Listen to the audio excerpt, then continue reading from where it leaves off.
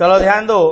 तो पिछले क्लास में हम लोग अकाउंटिंग रेशियो का सबसे लास्ट रेशियो पढ़ रहे हैं जिसका नाम है बोलो प्रॉफिटेबिलिटी रेशियो। और प्रॉफिटेबिलिटी रेशियो में टोटल मिला के 8 रेशियोज पढ़ने हैं, जिसमें से हम लोगों ने आई थिंक 3 पढ़ लिया है। चौथा नंबर है नेट प्रॉफिट रेशियो, यही है ना। तो चलो सर, नेट प्रॉफिट रेशियो क्या होता है आइए जरा चर्चा करते हैं। तो चलिए नेट प्रॉफिट रेशियो की चर्चा करते हैं। हेडिंग बनाएंगे सभी लोग net profit ratio. Net profit ratio सभी लोग हेडिंग बनाएंगे और लिखेंगे इसके बारे में। नेट प्रॉफिट रेशियो के बारे में लिखेंगे। द रेशियो लिखिए जल्दी जल्दी, साथ साथ लिखते चलिए, समझते चलिए, ठीक है। तो लिखिए नेट प्रॉफिट रेशियो के बारे में। द रेशियो लिखेंगे the ratio which establishes the relationship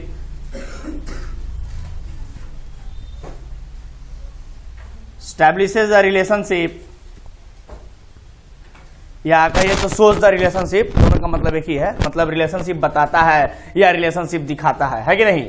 तो the ratio which establishes the relationship between किसके किसके बीच दिखाता है जी, between net profit and net sales. Clear है। नेट प्रॉफिट जैसा कि नाम से ही स्पष्ट है, नेट प्रॉफिट रेशियो का मतलब नेट प्रॉफिट का सेल्स के साथ रिलेशन बताना होगा। Net profit and net sales, कोई दिक्कत बोलो ना। और नेट प्रॉफिट तक सेल्स से नेट प्रॉफिट तक पहुंचने के लिए हमें क्या क्या करना पड़ता है सर। तो नेट सेल में से सबसे पहले सीओजीएस को माइनस करना होता है, सीओजीएस को, ताकि जीपी तक हम पहुंच सके। उसके बाद हम लोग ऑपरेटिंग एक्सपेंसेज को माइनस करते हैं ताकि ऑपरेटिंग प्रॉफिट तक पहुंच सके। और फिर उसमें से नॉन ऑपरेटिंग एक्सपेंसेज को माइनस करते हैं ताकि हम लोग नेट प्रॉफिट तक पहुंच सके। ठीक है, आया समझ में। आप सभी को मैंने बताया था ना सर। चलिए तो आगे बढ़ते हैं। नेट प्रॉफिट रेशियो का फॉर्मूला क्या हो जाएगा सर, फॉर्मूला क्या हो जाएगा, कोई बताएगा। फॉर्मूला बोलिए। नेट प्रॉफिट और ये जो नेट प्रॉफिट होगा ना यहाँ पर, ये आफ्टर टैक्स वाला होगा। कौन सा, आप लोग पढ़े थे ना, statement of profit and loss account में प्रॉफिट बिफोर टैक्स और प्रॉफिट आफ्टर टैक्स पढ़े थे ना जी।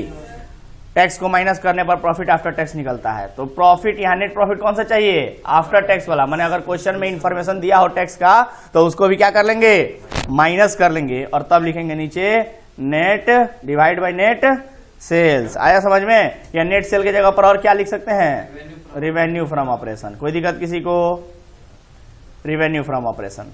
आया बात समझ में, रिवेन्यू फ्रॉम ऑपरेशन। और चूंकि रेशियो निकालना है तो इंटू 100 कर देंगे। तो ये है आपका फॉर्मूला नेट प्रॉफिट रेशियो का। आया बात समझ में।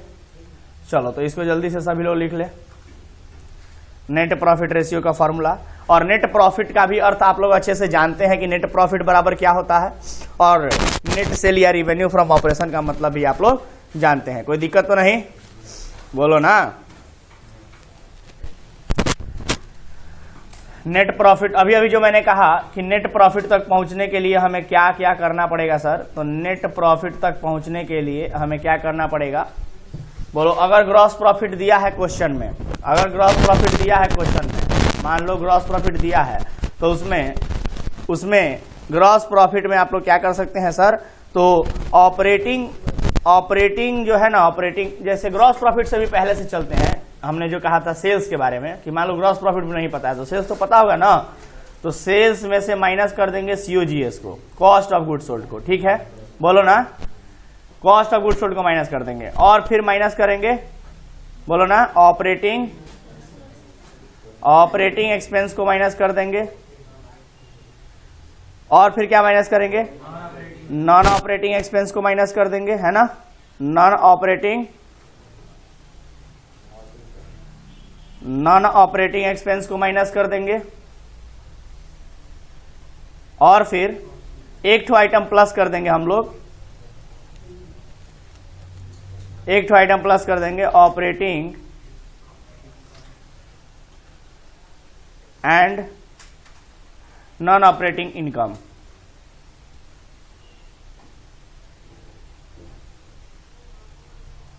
ठीक है, इसको हम लोग क्या कर देंगे, प्लस कर देंगे।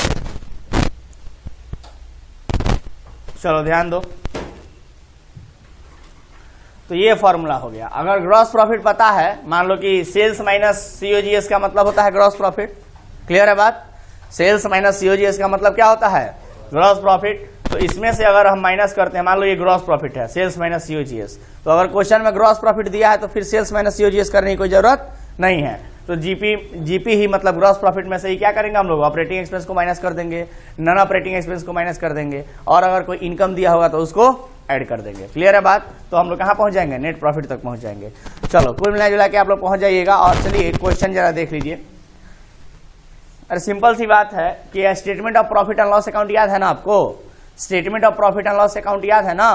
तो statement of profit and loss account में सबसे ऊपर आता है सेल्स, और सबसे बॉटम नीचे सबसे क्या आता है, नेट प्रॉफिट आफ्टर टैक्स। तो बस ऊपर से लेके नीचे तक का रिलेशन बताना है, सबसे ऊपर वाले का सबसे नीचे वाले से रिलेशन बताना है। मतलब रिवेन्यू फ्रॉम ऑपरेशन सबसे टॉप में जो होता है उसका रिलेशन बताना है नेट प्रॉफिट आफ्टर टैक्स से। याद है statement of profit and loss account, format बनवाए थे ना बैलेंस शीट के बाद उसका। यस सर, चलिए सर आगे बढ़ते हैं। तो नेट प्रॉफिट रेशियो से रिलेटेड कोई क्वेश्चन दिया है क्या, बोलो। नेट प्रॉफिट रेशियो से रिलेटेड कोई क्वेश्चन दिया है क्या? Question number 52। चलो देखो, कहता है from the following data calculate the net profit ratio before tax and after tax. ले दोनों निकालना है, बिफोर टैक्स वाला भी और आफ्टर टैक्स वाला भी। मतलब एक बार बिना टैक्स माइनस किए और दूसरी बार टैक्स माइनस करके। क्लियर है बात? तो कहता है ग्रॉस सेल्स दिया हुआ है, यानी सेल्स का अमाउंट दिया है, उसके बाद sales tax on gross sales दिया है 8%। सेल टैक्स को माइनस करते हैं ना जी सेल्स में से, तो सेल्स में से माइनस कर देंगे सेल्स टैक्स को। उसके बाद कहता है इनकम टैक्स 40% है, अब प्रॉफिट बिफोर टैक्स 10 लाख रुपया है। तो चलो जरा इसको बना के देखते हैं। प्रॉफिट बिफोर टैक्स का अमाउंट तो डायरेक्टली लिख दिया है सर, आइए जरा बात करते हैं। क्वेश्चन नंबर कौन सा है, बोलो। Question number 52। तो नेट सेल बराबर क्या हो जाएगा इसमें, देखो नेट सेल बराबर हो जाएगा gross sales minus sale tax, minus gross sales minus sales tax on sales tax. केवल सेल्स टैक्स भी लिख देंगे तो काम चलेगा। ठीक है, तो बोलिए ग्रॉस सेल्स कितना है, ग्रॉस सेल बोलते क्यों नहीं हो, 50 लाख माइनस सेल टैक्स कितना है 8%। तो कितने का 8%, 50 लाख का ही 8% ना, तो 50 लाख का 8%। कोई दिक्कत किसी को? चलो इसको जरा कटाओ तो 2 जीरो से 2 जीरो कट जाएगा। तो बोलो 50 लाख माइनस कितना आएगा यहाँ पे, 8 × 5 = 40। जो को जीरो बचा बैठा दो, 1 2 3 4, 4 को जीरो बैठा दो इस पर, 1 2 3 4। ठीक है, तो बोलो कितना हुआ, 4 लाख रुपया। तो यहाँ कितना बचेगा, 46 लाख बचेगा ना। चलो तो 46 लाख तुम्हारा नेट सेल हो गया। उसके बाद क्वेश्चन में क्या दिया है, प्रॉफिट बिफोर टैक्स कितना है, प्रॉफिट बिफोर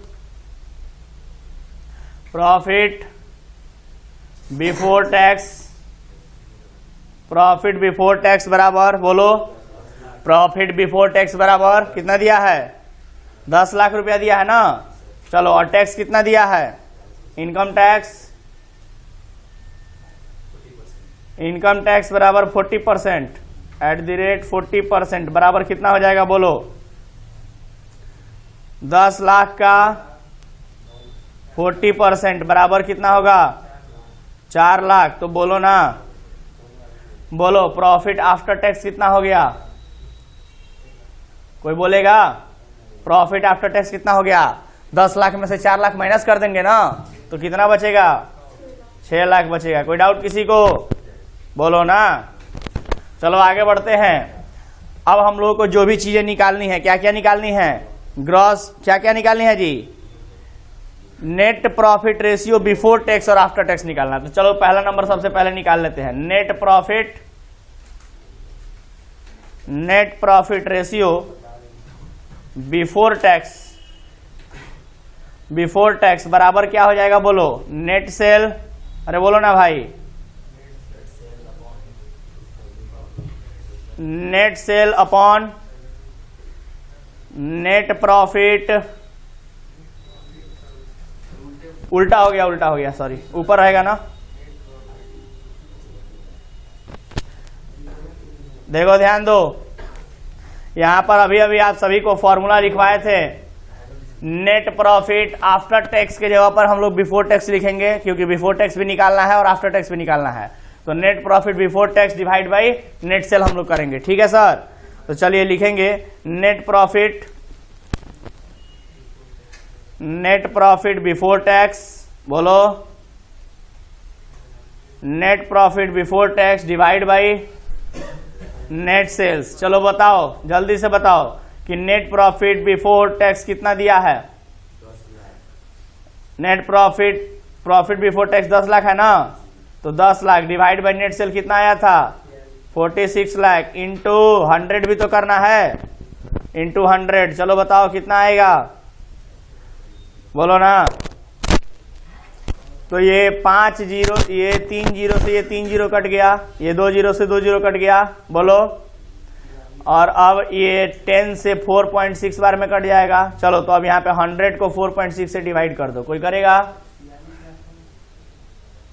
बोलो ना, कैलकुलेटर पे देखो, कैलकुलेटर दिख रहा है क्या, बोलो 100 डिवाइड बाई 4.6 बराबर कितना हुआ, हाँ 21.739 है तो 4 कर सकते हैं, बोलो ना जी, 3 के बाद 9 है तो उसको 1 बढ़ा सकते हैं ना, तो देखो तो इतना आंसर दिया है।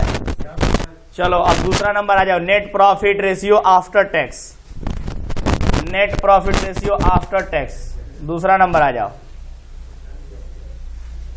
Net profit ratio after tax लिखेंगे, net profit ratio after tax बराबर क्या हो जाएगा बोलो, net profit after tax divide by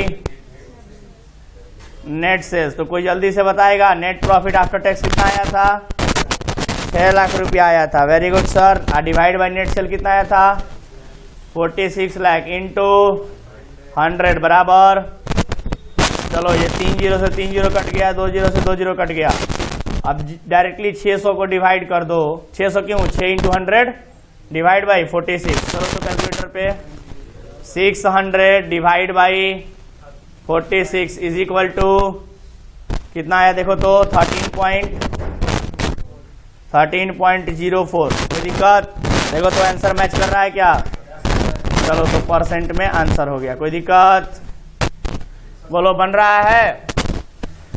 तो इस तरीके से हम लोगों ने किया 2 ठो रेशियो, मतलब नेट प्रॉफिट रेशियो कंप्लीट कर दिया हम लोगों ने, ठीक है सर, कोई डाउट तो नहीं किसी को। सेल टैक्स 4 लाख रुपया है, माइनस किए थे, चलो ऊपर से देख लो। आज के क्लास में ध्यान दो, आज के क्लास में हम लोगों ने यहां से पढ़ना शुरू किया था सर, नेट प्रॉफिट रेशियो से, दिख रहा है, तो अगर जल्दी से किसी का छुटा हो तो कर लो, जल्दी जल्दी, यस जल्दी करो।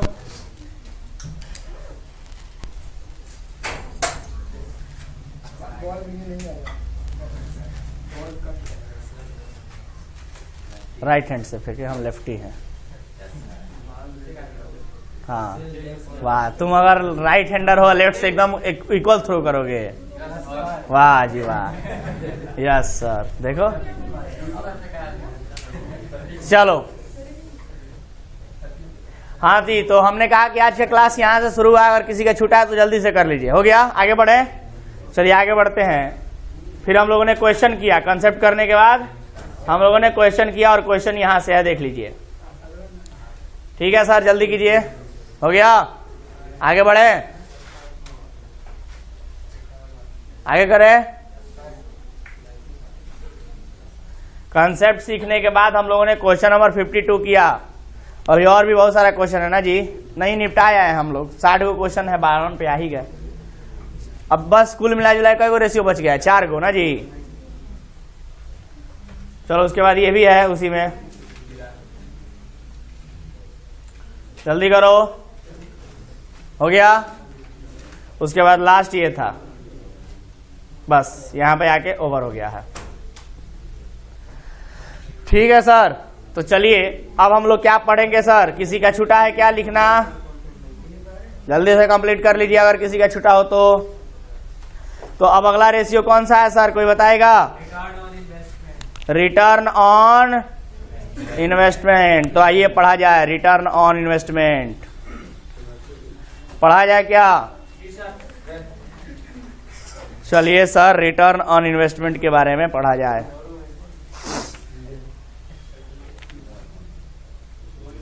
तो चलिए अगला हेडिंग जल्दी से बना लीजिए सभी लोग। कौन नंबर जी? 5 नंबर। 5 नंबर रेशियो का नाम क्या है? रिटर्न ऑन इन्वेस्टमेंट, या फिर इसी को कहा जाता है इन्वेस्टमेंट। अरे मतलब पैसा कितना लगाएं और वहां से पैसा लगाने पर वहां से रिटर्न हमको कितना मिल रहा है, इसका रेशियो निकालना है। समझ गए बात? तो उसको क्या हम लोग कैपिटल नहीं बोल सकते हैं, कैपिटल एम्प्लॉयड भी तो बोल सकते हैं। जितना पैसा हम लोग कहीं लगाते हैं रिटर्न के उद्देश्य से, तो उसको कैपिटल एम्प्लॉयड भी तो कहा जाता है। कैपिटल एम्प्लॉयड माने पूंजी लगाए हैं। चलो बताओ तो रेशियो क्या कहना चाहता है ये रिटर्न ऑन इन्वेस्टमेंट रेशियो क्या कहना चाहता है? तो लिखेंगे return on investment is also called as return on capital employed, ऐसा बोल सकते हैं। रिटर्न ऑन इन्वेस्टमेंट को ही रिटर्न ऑन कैपिटल एम्प्लॉयड भी कहते हैं। लिखेंगे द रेशियो, मेरे साथ साथ लिखते चलिए, the ratio which shows the relationship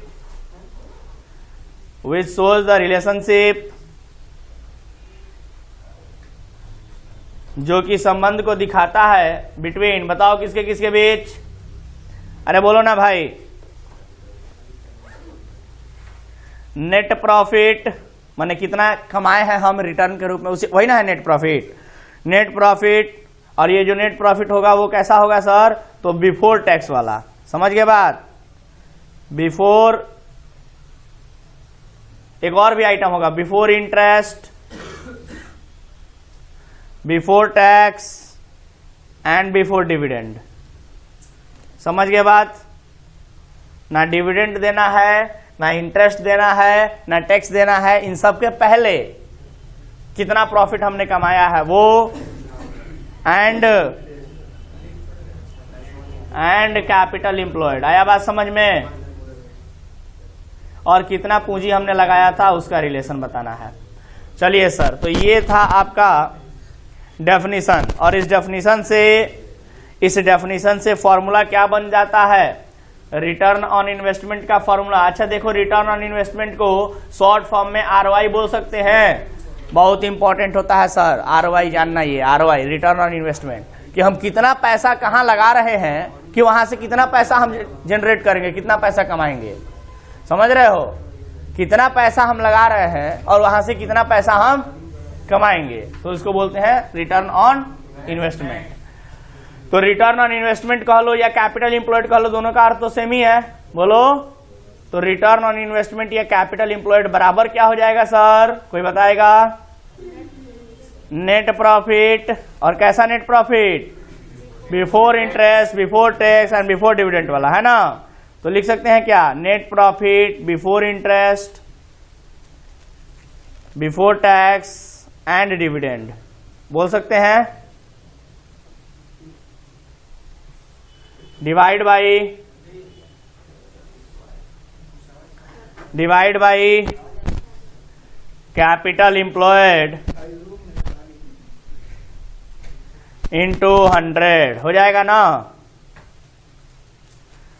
चलिए सर, तो ये आपका हो गया रिटर्न ऑन इन्वेस्टमेंट या कैपिटल एम्प्लॉयड का फॉर्मूला। कोई दिक्कत किसी को? अरे बोलो भाई।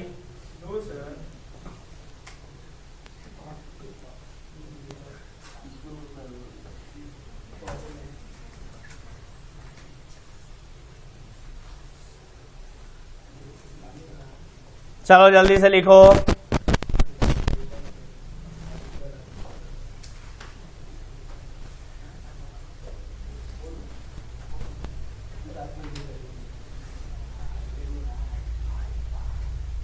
हो गया, आगे बढ़े क्या?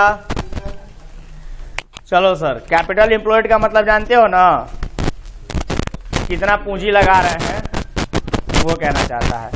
चलो अब जल्दी से बता दो फॉर्मूला क्या होगा। फॉर्मूला कह रहे हैं question number return on investment का क्वेश्चन नंबर 54, तो जल्दी से निकाल लो। Question number 54 return on investment. Question number 54 क्या कहता है सर? क्वेश्चन नंबर 54 क्या कहता है? लिखा है रिटर्न ऑन इन्वेस्टमेंट और capital employed from the following particular, दिए गए इंफॉर्मेशन के आधार पे कैलकुलेट रिटर्न ऑन इन्वेस्टमेंट। आपको रिटर्न ऑन इन्वेस्टमेंट निकाल के बताना है, ठीक है सर? बोलो ना, कोई डाउट किसी को? चलो लिखा है, पढ़े आगे। लिखा है पार्टिकुलर में नेट प्रॉफिट बिफोर टैक्स दिया है 2021 का और 2022 का। उसके बाद टोटल एसेट दिया है, टोटल एसेट दिया है 21 का और 22 का, और कहता है कि रिटर्न ऑन इन्वेस्टमेंट बताइए 2021 का और 22 का। समझ गए? बोलो ना, जरा सुनना। एक बात आप लोगों को बता दे, हम जरा ध्यान से सुनिएगा, ध्यान से सुनिएगा सर।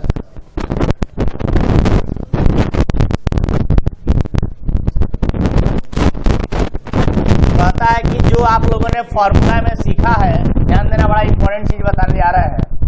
जो आप लोगों ने फॉर्मूला में देखा कैपिटल एम्प्लॉयड लिखा हुआ कि रिटर्न ऑन इन्वेस्टमेंट या कैपिटल एम्प्लॉयड बराबर net profit before interest tax and divide by capital employed. तो कैपिटल एम्प्लॉयड जो था वो कैसे निकाला जाता है कैपिटल एम्प्लॉयड, या कैपिटल एम्प्लॉयड का मतलब क्या है? एक तो डायरेक्टली कैपिटल लिख दे तो चलो भाई समझ में आता है, लेकिन यहाँ पर कहता है कि जो कैपिटल एम्प्लॉयड है वो दो तरीकों से समझा जाता है। उसको समझने के लिए दो अप्रोच होते हैं, दो मेथड होते हैं। कैपिटल एम्प्लॉयड माने कितना पूंजी लगाए हैं उसके लिए। एक होता है लायबिलिटी अप्रोच और दूसरा होता है एसेट अप्रोच। दो अप्रोच होते हैं कैपिटल एम्प्लॉयड को समझने के लिए, एक लायबिलिटी अप्रोच और दूसरा एसेट अप्रोच। लायबिलिटी अप्रोच के अंतर्गत हम लोग कैपिटल एम्प्लॉयड बराबर लिखते हैं शेयर कैपिटल। आप लोग को मालूम भी होगा, बैलेंस शीट याद कीजिए, बैलेंस शीट याद कीजिए। बैलेंस शीट में share capital plus reserve and surplus plus non current liability को भी जोड़ेंगे और plus current liability, non current liability को जोड़ेंगे। नॉन करेंट लायबिलिटी में आपका लॉन्ग टर्म बोरोइंग आ जाएगा, लॉन्ग टर्म प्रोविजंस यानी लॉन्ग टर्म वाले आ जाएंगे, और उसमें से हम लोग लेस कर देंगे यानी माइनस कर देंगे। एक काम कीजिए, इसको हम बता ही देते हैं, आप लोग लिख लीजिए, नहीं तो क्वेश्चन बनाने में तकलीफ हो सकता है। तो आइए जरा चर्चा कर लेते हैं। चलिए ध्यान दीजिए। तो कैपिटल एम्प्लॉयड को हमने कहा कि जो कैपिटल एम्प्लॉयड है सर, ध्यान दीजिए सभी लोग, दिख रहा है क्या बोर्ड पे? कैपिटल एम्प्लॉयड जो है, ध्यान दीजिएगा सभी लोग, ये कैपिटल एम्प्लॉयड को समझने के लिए दो अप्रोच होते हैं। कितने अप्रोच होते हैं? दो अप्रोच होते हैं। एक को कहा जाता है लायबिलिटी अप्रोच, बोलो। एक को कहा जाता है लायबिलिटी अप्रोच और दूसरे वाले को कहा जाता है एसेट अप्रोच। अप्रोच माने मेथड, समझ रहे हो? लायबिलिटी अप्रोच और एसेट अप्रोच, ये दो अप्रोच होते हैं। तो लायबिलिटी अप्रोच से क्या होगा सर? लायबिलिटी अप्रोच से क्या होगा? कैपिटल एम्प्लॉयड बराबर, तो लिख लेते हैं हेडिंग बना के, when liability approach is adopted. अगर लायबिलिटी अप्रोच को एडॉप्ट किया गया है कंपनी में, इज एडॉप्टेड, अगर लायबिलिटी अप्रोच को एडॉप्ट किया गया है तो कैपिटल एम्प्लॉयड बराबर क्या होगा? कैपिटल एम्प्लॉयड बराबर क्या होगा?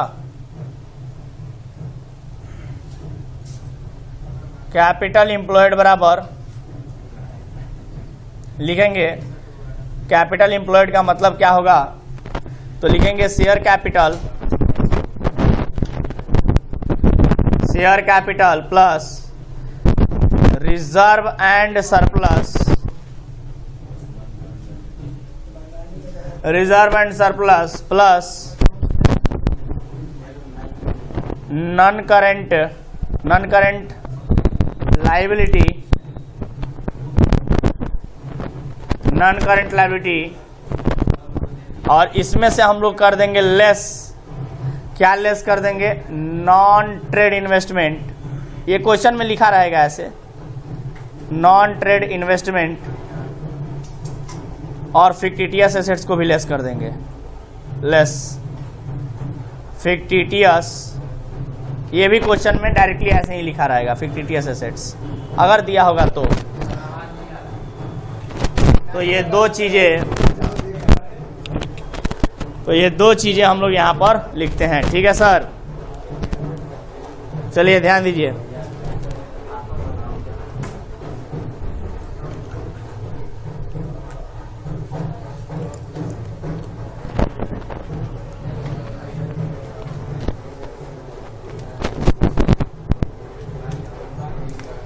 जल्दी लिखो।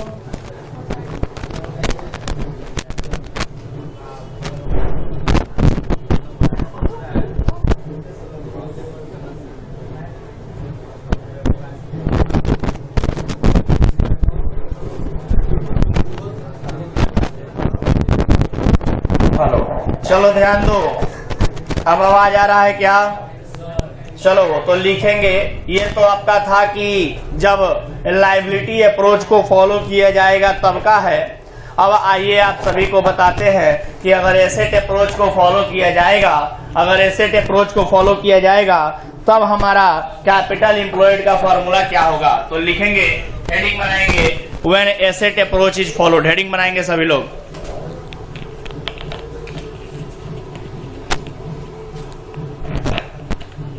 लिखेंगे when asset approach is followed, लिखिएगा हेडिंग, व्हेन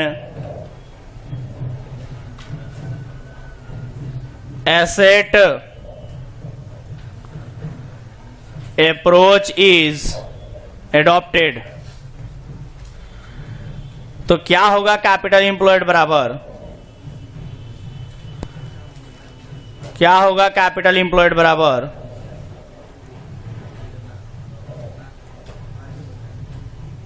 लिखेंगे कैपिटल एम्प्लॉयड बराबर, कैपिटल एम्प्लॉयड बराबर लिखेंगे एसेट अप्रोच में, कैपिटल एम्प्लॉयड बराबर non current asset, non current asset plus working capital, working capital. और वर्किंग कैपिटल का अर्थ जानते हैं ना आप लोग, वर्किंग कैपिटल का क्या अर्थ होता है, current asset minus current liability. ठीक है, चलो तो इसमें हम लोग लिख लेंगे यहां पर कि नॉन करंट एसेट बराबर क्या क्या होगा, नॉन करंट एसेट बराबर, नॉन करंट एसेट में कौन कौन से एसेट आएंगे और कौन कौन से एसेट्स को हम लोग इग्नोर करेंगे उसको भी लिख लेते हैं, है ना। तो लिखेंगे नॉन करंट एसेट बराबर fixed asset, fixed assets, fixed में टेंजिबल इनटेंजिबल दोनों आ जाएगा, plus non current, non current trade investment, trade investment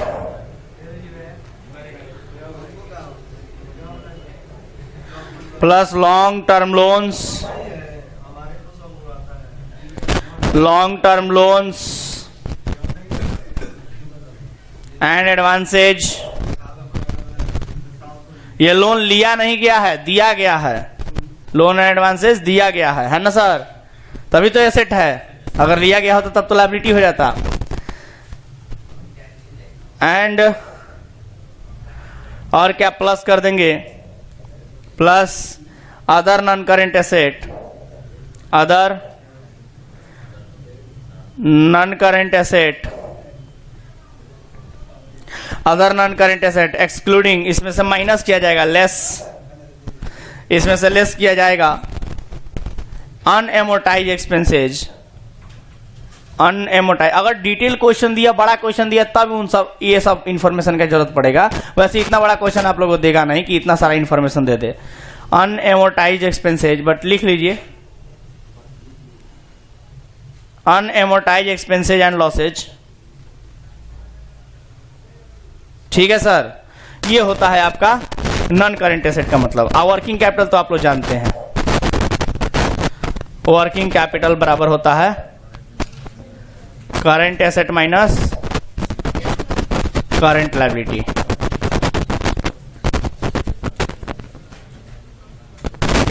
ठीक है सर, तो इतना इंफॉर्मेशन क्वेश्चन में दिया होगा तब ना सर, क्वेश्चन में इतना इंफॉर्मेशन नहीं देगा, क्वेश्चन तो छोटे छोटे दिए हुए हैं आप लोगों को। आगे आने वाले समय में अगर ये रेशियोज वगैरह बहुत डिटेल में कभी फाइनेंशियल मैनेजमेंट वगैरह में पढ़ने को मिला, जैसे आपको बता दें कि ये रेशियो जो अभी आप लोग पढ़ रहे हैं, ये सेम चैप्टर सेम टॉपिक उठा करके दे दिया है सीए इंटर में। सीए या सीएमए कीजिएगा तो इंटर लेवल पे सेकेंड ग्रुप में यानी एडवांस ग्रुप में आपको मिलेगा, ये फाइनेंशियल मैनेजमेंट बुक में मिलेगा ये रेशियो एनालिसिस, वहां फिर से पढ़ने को मिलेगा उस लेवल पे। तो वहाँ थोड़ा स्टैंडर्ड और बढ़ जाएगा पढ़ने का, पढ़ाने का। हाँ, लेकिन आप लोग अगर पढ़े हैं, जानते हैं, इसके बारे में सुने हैं, तो आप लोगों को हेल्प मिलेगा, बिल्कुल हेल्प मिलेगा, क्योंकि हमको मिला था, आप लोगों को भी मिलेगा। मतलब ये नहीं लगता है कि पहली बार पढ़ रहे हैं, लगता है कि हाँ भाई पहले भी इसके बारे में पढ़ चुके हैं, बस एक बार क्या करना है, थोड़ा और डिटेल में पढ़ लेना है ना।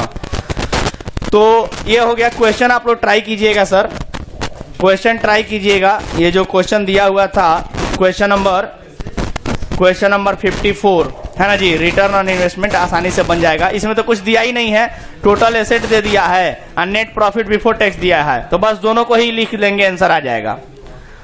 दोनों को ही लिख लेंगे, आंसर आ जाएगा। टोटल एसेट को लिख लेंगे और नेट प्रॉफिट बिफोर टैक्स को लिख लेंगे, आंसर आ जाएगा।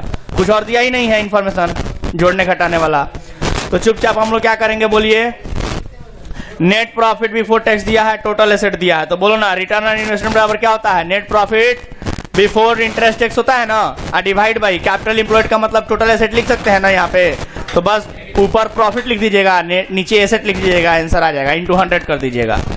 बोलो ना, कोई दिक्कत, आ जाएगा आंसर। चलो, तो आज के लिए मेरी तरफ से इतना ही, मिलते हैं अगले क्लास में, तब तक के लिए टाटा बाय बाय। अब मात्र 3 रेशियो बच गया है। धन्यवाद।